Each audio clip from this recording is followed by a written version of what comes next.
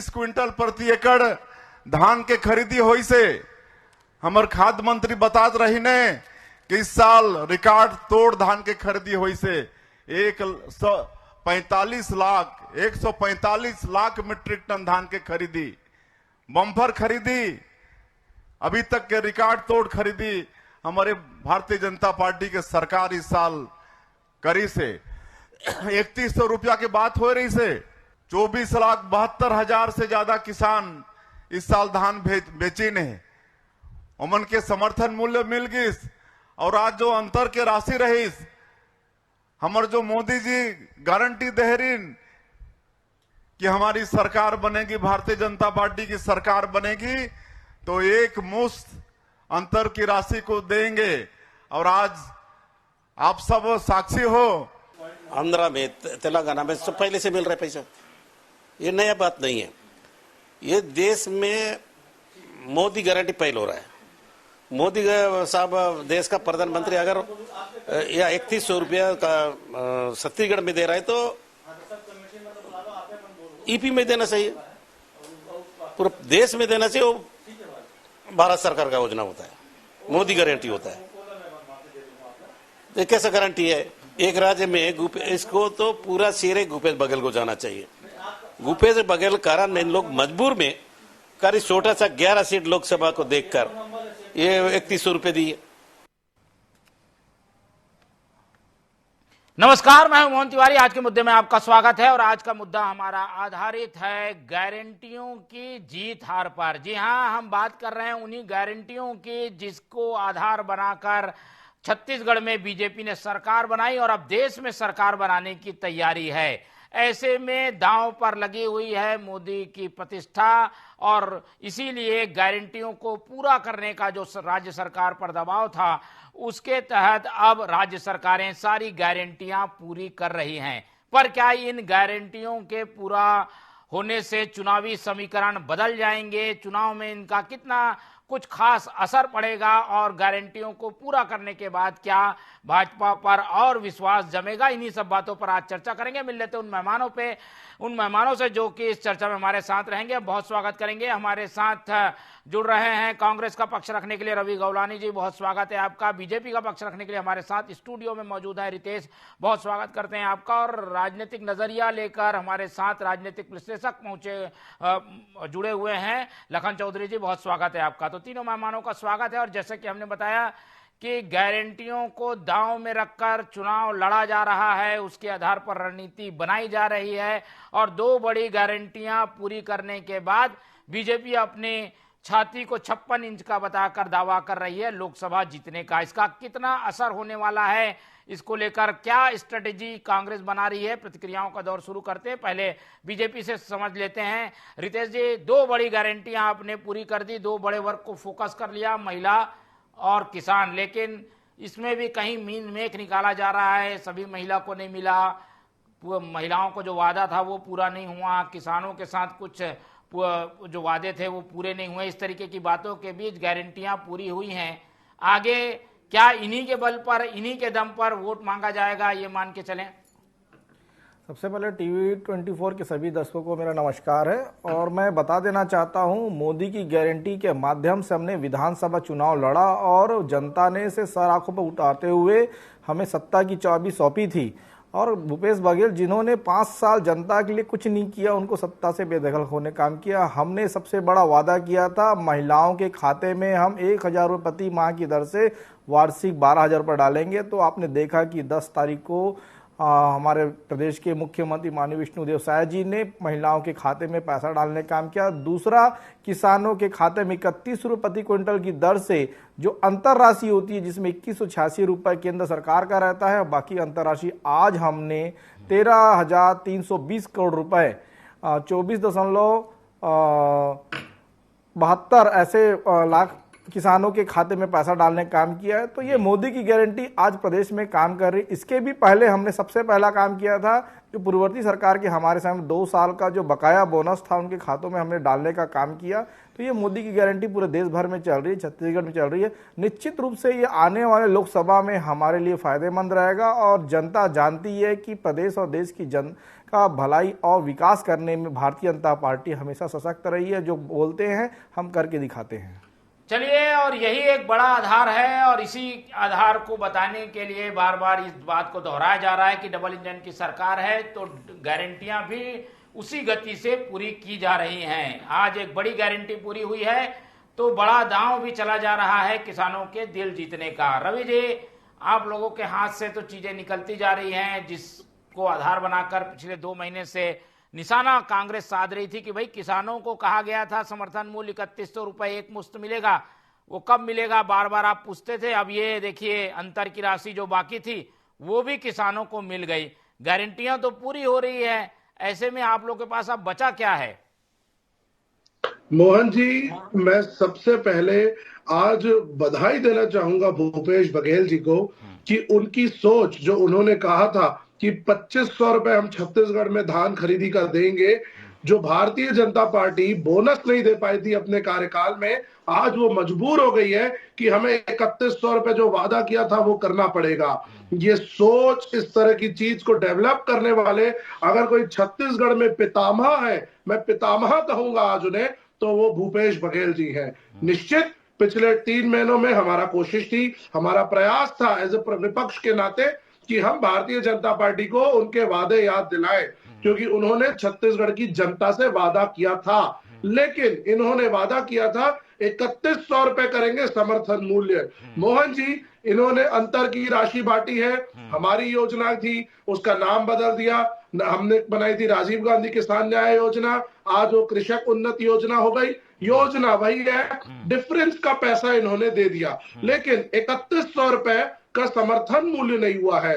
जो कवासी लखमा जी बात कह रहे थे वो सोचने वाली बात है कि सिर्फ एक राज्य में वोट कैसे हासिल किया जाए, वहां के किसानों को कैसे खुश किया जाए, सिर्फ उतना ही काम भारतीय जनता पार्टी ने किया है। लेकिन अगर पूरे समूचे देश की बात करें, पूरे देश भर के किसानों की बात करें, तो उसके ऊपर भारतीय जनता पार्टी का कोई फोकस नहीं है।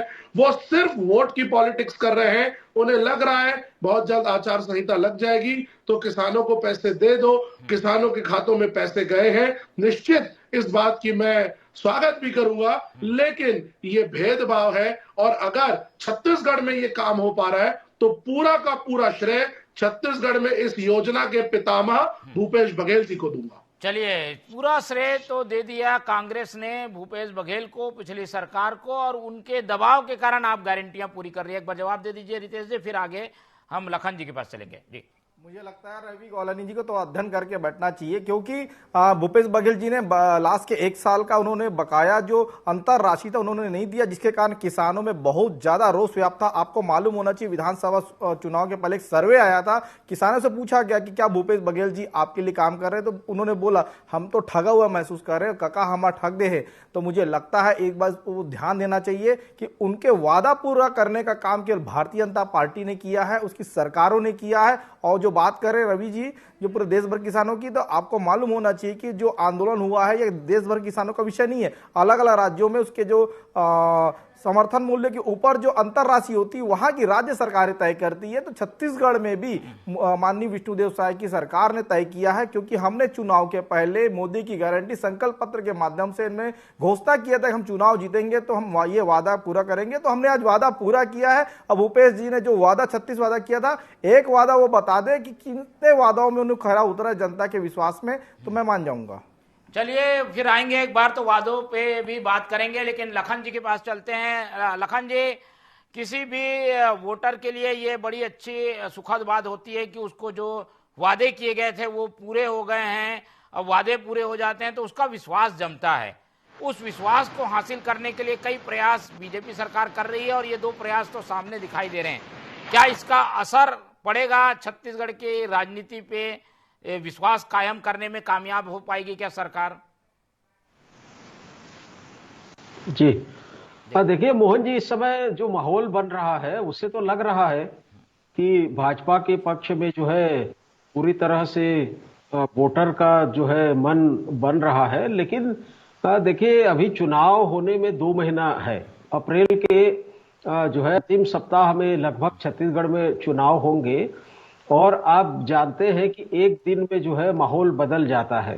तो इसलिए जो है गारंटी है मोदी की, इसलिए जो मोदी की गारंटी पर ही वोट पड़ेगा, ऐसा कहना थोड़ा सा जल्दबाजी होगी। लेकिन मुझे लगता है कि इस समय परिस्थितियां तो है, माहौल है। देखिए, जब भूपेश बघेल की सरकार ने भी 2019 में सत्ता में आने के बाद कर्ज माफी किया था और जिस तरह से लगातार घोषणाएं की थी, इसी तरह से धान का 2500 रुपए जो कीमत चुकाई थी, तो उस समय भी ऐसा लगता था कि भूपेश, और चुनाव के ठीक पहले तक पूरे 5 साल सबने देखा कि ऐसा लगता था कि भूपेश बघेल की गारंटी जो है सर चढ़कर बोल रही है और भूपेश बघेल की सरकार रिपीट करने वाली है, ऐसा सब कोई बोलते थे। लेकिन अंतिम समय में माहौल किस तरह बदल गया, तो मुझे लगता है कि पूरी तरह से ये कहना कि जो है कि इस गारंटी का प्रभाव लोकसभा चुनाव में जो है सर चढ़कर बोलेगा या दिखेगा, थोड़ी जल्दबाजी होगी। लेकिन मुझे लगता है कि फिर भी थोड़ा असर होगा। किसानों की जो स्थितियां हैं वो तो इससे अच्छी हो ही रही है भाई। आखिर उनको पैसा मिल रहा है, किसी भी रूप में मिले, किसी भी यहाँ के रूप में मिले।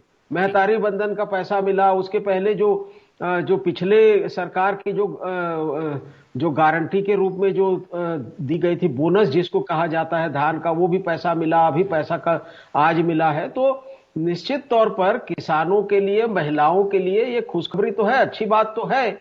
लेकिन देखना होगा कि किसान इसको, या वोटर कहे, एक तरह से किसान की जगह लाभार्थी कहे, वोटर कहे, छत्तीसगढ़ की जनता कहे, आम जनमानस कहे, इसको किस रूप में लेता है, क्या ये वोट में तब्दील होता है कि नहीं होता है, ये देखना होगा। लेकिन फिलहाल माहौल भाजपा के पक्ष में दिखता है। बिल्कुल। चलिए, ये पिछला ही अनुभव साझा किया लखन जी ने कि भाई पिछली बार तो सरकार ने कर्ज माफी कर दी और हर किसान को करीब करीब 1 लाख 2 लाख रुपए कर्ज माफ कम से कम हुआ।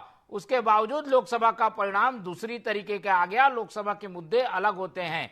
ऐसे में गारंटियों का असर होगा, इसकी कोई गारंटी नहीं है। रितेश जी, आपका क्या कहना है? आप लोग क्यों इतना विश्वास कर रहे हैं? ये तो आपके पिछले जो चुनाव थे उसके वादे आप लोग ने पूरा किए। लोकसभा में दूसरी तरह की चीजें काम करती है, छत्तीसगढ़ ने ये देखा है अभी पिछले ही कार्यकाल में। जी मोहन जी, मैं आपको बताना चाहता हूं कि 2019 के लोकसभा चुनाव में हमने 11 में 9 सीटें जीत करके आए और हमने देखा कि छत्तीसगढ़ में किस प्रकार से लोगों का मन स्थिति बदल जाता है चुनाव के लेकर। इसीलिए इस बार माननीय मोदी जी की सीधा सीधा कहना था, आपने जो राज्य सरकार बनाया जिस वादों को लेकर के आप उसे पूरा करिए, क्योंकि हमारा इस बार टारगेट है कि अब की बार 400 पार। तो 400 पार ऐसे ही नहीं आने वाला, जनता के विश्वास में खरा उतरने की आवश्यकता है। इसीलिए हमने लगातार हमने वादों को पूरा करने का काम कर रहे हैं, जिसमें छत्तीसगढ़ में भी 11 के 11 लोकसभा सीट हम जीत करके माननीय मोदी जी को झोले डालने गए। 11 तो हम सुन रहे हैं, कुछ ऐसा कारण बताइए ना। पिछली बार कार्यकाल में भी भूपेश सरकार ने भी ये वादे पूरे किए लेकिन परिणाम नहीं मिल पाया। इस बार आपको क्या देश की लग जनता, देश का चुनाव जब होता है, प्रधानमंत्री का चुनाव होता है, तो देश की जनता हमारा मुखिया चुनने के लिए चुनाव में वोट डालती है। तो देश के विकास की गति को लोगों ने देखा है कि यूपीए सरकार में किस प्रकार से भ्रष्टाचार हुआ और मोदी जी के कार्यकाल में 9 वर्षों में किस प्रकार से देश किस ओर गया है, विकास की गति को पकड़ा है। अभी बता दूं, कुछ दिन पूर्व 112 राष्ट्रीय राजमार्ग की घोषणा माननीय मोदी जी ने किया, 1 लाख करोड़ की सौगात दिया है देश में। तो ऐसे सड़कों की जाल हो, ऐसे IIM ITI हो, ऐसे तमाम प्रकार शैक्षणिक संस्था हो और गरीबों के खाते में पैसा डालने का काम हो, जन धन खाते का काम हो, किसानों के खाते में सालाना 6,000 डालने का काम हो और प्रधानमंत्री स्वास्थ्य बीमा योजना के माध्यम से उनको लाभार्थ पहुंचाने का काम हो। तो मोदी जी ने काम किया है, इसीलिए जनता जो सर आंखों में उतारते हुए तीसरे टर्म में भी उसको चुनाव जिताने का संकल्प लिए हैं। इस बार हम जीत रहे है, लेकिन हम सीटें बढ़ाने के लिए काम कर रहे हैं और जीतने के लिए हम काम कर रहे हैं, ये हमारा संकल्प है। चलिए, तो रवि जी, उस समय की परिस्थिति यानी 2019 की परिस्थिति और अभी की परिस्थिति में अंतर है और एक बड़ा अंतर यह है कि इस बार डबल इंजन चल रही है। एक इंजन फेल हुआ तो दूसरे इंजन से सहायता मिल जाती है, इसलिए भी बीजेपी थोड़ा अति आत्मविश्वास में दिखाई दे रही है। क्या कहेंगे? इसका कोई काट निकालिए आप लोगों के पास अब बचा क्या? किसान और महिला 2 बड़े वोट बैंक पर डाका डाल दिया है, बीजेपी ने कब्जा कर लिया है, कहें अगर सरल शब्दों में कहें तो। देखिए मोहन जी, एक बात आपने सही कही कि 2019 की परिस्थिति अलग थी, आज परिस्थिति अलग है। उस समय हमारे स्टेट में कांग्रेस की सरकार थी, हमारी सरकार थी, आज इनकी सरकार है। आज बल्कि भाजपा के ऊपर दबाव बढ़ गया है पिछली बार तो ये हम लोगों को हमारे विरोध में बहुत सारी बातें करके इन्होंने जनता को भ्रमित करने की कोशिश की और कामयाब भी हुए, 9 सीट जीत गए। लेकिन इस बार ऐसा नहीं होगा। इस बार जनता देख रही है, पिछले 3 महीने की 4 महीने की परिस्थितियां देख रही है, जनता केंद्र के भी नीतियों को देख रही है, सारी की सारी योजनाएं, सारी चीजें, इनकी वर्किंग सिर्फ वोट पॉलिटिक्स पे हो रही है। सिर्फ फोकस वही है, कहां से वोट मिल सकता है, कहां की चीजें कन्वर्ट हो सकती है, उधर ध्यान केंद्रित करो, बाकी तरफ ध्यान केंद्रित करना छोड़ दो। अभी किसानों की बात चल रही है। इतनी अच्छी योजनाएं रही है मोदी सरकार की कि 5 वर्ष में दूसरी बार किसान सड़क पे बैठ गए हैं। पहली बार इस तरह की स्थिति बन गई कि इन लोगों ने झूठे वादे किए कि हम एमएसपी बढ़ाएंगे, एमएसपी को लीगल गारंटी देंगे। स्वामीनाथन जी, जिनको ये पद्मश्री, जिनको ये भारत रत्न दे रहे हैं, उनको तो सम्मानित कर रहे हैं, लेकिन उनकी रिपोर्ट पर इनका ध्यान नहीं है। भारतीय जनता पार्टी सिर्फ और सिर्फ वोट पॉलिटिक्स पर काम कर रही है। किसानों की दुगनी आय ये बोलते रह गए, लेकिन दुगनी आय के लिए इन्होंने कुछ भी नहीं किया। ये बात कर रहे हैं कि हम आय बढ़ाएंगे, लेकिन समर्थन मूल्य में कोई परिवर्तन नहीं हो रहा है। जितना परिवर्तन ये कर रहे हैं, आप आंकड़े उठा लीजिए, इन्फ्लेशन उससे ज्यादा है। अगर जिससे ज्यादा इन्फ्लेशन आ रहा है, महंगाई दर आ रही है, तो आपने अगर उतना बढ़ा भी दिया तो उसका असर क्या हुआ? आय तो बढ़ी नहीं।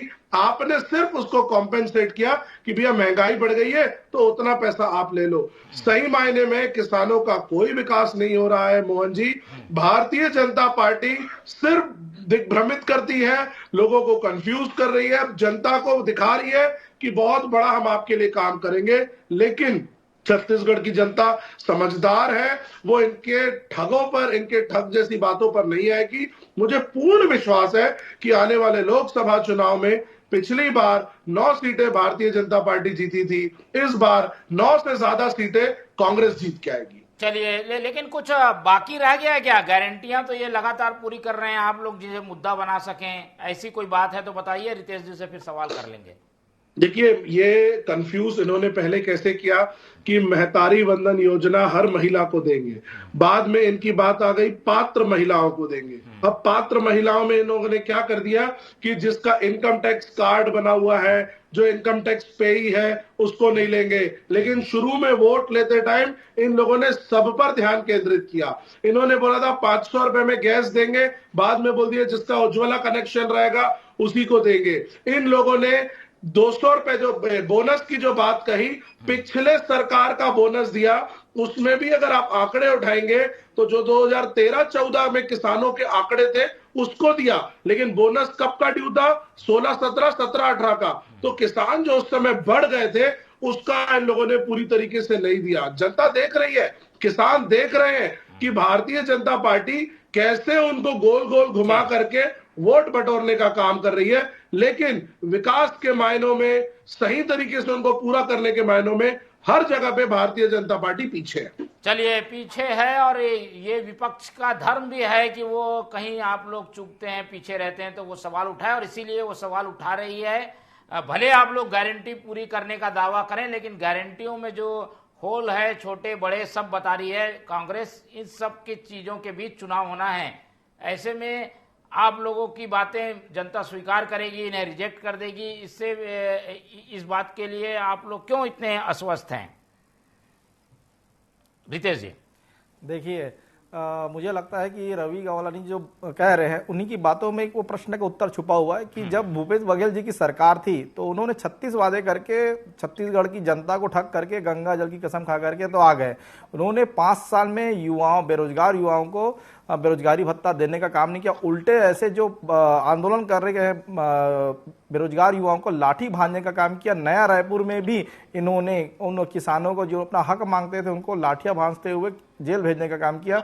और जबकि मोदी जी की गारंटी के माध्यम से हम लगातार वादे पूरे कर रहे हैं तो इनके पेट में दर्द दे रहा है। और मैं आपको बताना चाहता हूं कि हमारे लोकसभा चुनाव को लेकर के हम इसलिए आश्वस्त है कि पहला हमारा माननीय देश के गृह मंत्री अमित शाह जी का दौरा जांजगीर चांपा के लोकसभा में होता है, जहां 40,000 से अधिक भीड़ जुटती है। इस बात का संकेत है कि प्रदेश में भारतीय जनता पार्टी के नेतृत्व में 11 की 11 लोकसभा सीट हम जीतेंगे। वहीं राहुल गांधी की न्याय यात्रा हम देखते हैं कि किस प्रकार से रायगढ़ में जो न्याय यात्रा करते कुर्सियां खाली रह जाती है, इनकी शक्तियों में दौरा होता है तो कार्यकर्ता जुटते नहीं है, ले दे के कोरबा में कुछ मजदूरों को उनको पकड़ के लाया जाता है। मुझे लगता है कि इस ओर ध्यान केंद्रित होने की जरूरत है, जहां इनके पूरे इंडिया अलायंस पूरा भाग रहे हैं, जहां ममता बनर्जी भाग रही है, आम आदमी पार्टी तो पहले ही हाथ खड़ा कर चुकी है, अखिलेश यादव भी अब पीछे हटते हुए नजर आ रहे हैं। इनके कई खेमे से छत्तीसगढ़ कई नेता इस्तीफा देकर के भारतीय जनता पार्टी की ओर आ रहे हैं। मुझे लगता है कि कांग्रेस को अपने ओर आत्मावलोकन करने की आवश्यकता है और संगठन को फिर से खड़े करने की आवश्यकता है, फिर यह लोकसभा के मैदान में आए और फिर टक्कर की बाजी की बात करे। चलिए, अब तो कुछ दिनों बाद ही लोकसभा चुनाव हमें देखने को मिल जाएगा तो और बहस करते रहेंगे। लखन जी से एक टिप्पणी ले लेते हैं, दोनों पक्षों के दावे को आप कैसे देखते हैं लखन जी, छत्तीसगढ़ के नजरिए से? एक तरफ गारंटियां पूरी होने की बात, एक तरफ गारंटियों पे खरा नहीं उतरने की बात हो रही है, इन मुद्दों पे ही चुनाव होगा क्या छत्तीसगढ़ का? जी देखिए, गारंटियां पूरी कर रही है भाजपा ने। देखिए, आते ही उन्होंने बोनस दिया, फिर जो है महतारी बंधन की राशि कल जारी की और आज जो है कृषक उन्नति जो कृषक समृद्धि योजना की राशि जारी कर दिया है। तो देखिए, गारंटी तो पूरी कर रही है भाजपा, उसमें तो कहीं कोई दिक्कत नहीं है और माहौल जो है भाजपा के पक्ष में बना हुआ है, जिस तरह से कांग्रेस के पक्ष में पिछले समय था। लेकिन देखिए कि लोकसभा के चुनाव जो होते हैं, आपने सही कहा था कि राष्ट्रीय मुद्दों पर होते हैं और बावजूद इसके कि इस समय पूरी तरह से छत्तीसगढ़ में भाजपा के पक्ष में माहौल है। यदि कांग्रेस मेहनत करेगी, कांग्रेस यदि चाहेगी तो बहुत सारे ऐसे राष्ट्रीय मुद्दे हैं जिनको भुनाया जा सकता है और कांग्रेस अपनी सीट बढ़ा सकती है। देखिए, 2 से सीट बढ़ाने की जो बात है वो बढ़ाया जा सकता है। देखिए, एक तो बात अभी हुई थी कि जो है केवल छत्तीसगढ़ में धान का जो समर्थन मूल्य है एमएसपी इतना ज्यादा मिलता है, दूसरे राज्यों में क्यों नहीं मिलता? दूसरे राज्यों के किसान को इस तरह की चीजों का लाभ मिलना चाहिए। किसान आंदोलन के साथ किस तरह से सरकार का रवैया रहा, केंद्र सरकार का।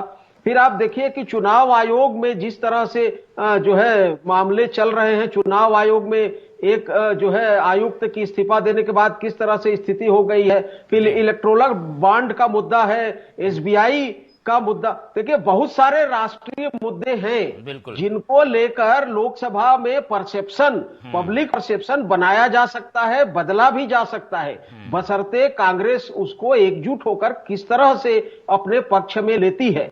यदि इसमें कांग्रेस असफल होती है तो निश्चित तौर पर जानिए मोहन जी, भाजपा को जो है 11 में तो 11 नहीं कह सकते, लेकिन सीटें जो है उनकी ज्यादा रहेंगी और 9 सीट जो पिछले बार मिली थी हो सकता है वो रिपीट भी कर जाए। लेकिन कांग्रेस यदि मेहनत करेगी तो कांग्रेस की सीटें बढ़ सकती हैं। ठीक है रवि जी, काफी मेहनत की जरूरत है। जो समीकरण हैं, जो दांव चले जा रहे हैं वो आप लोगों के खिलाफ हैं, लेकिन क्या इन सबसे बाहर निकलकर छत्तीसगढ़ में ही सही लेकिन कांग्रेस जो है अपर हैंड में आ पाएगी? आप लोग का क्या अपने आप का लेकर परसेप्शन है?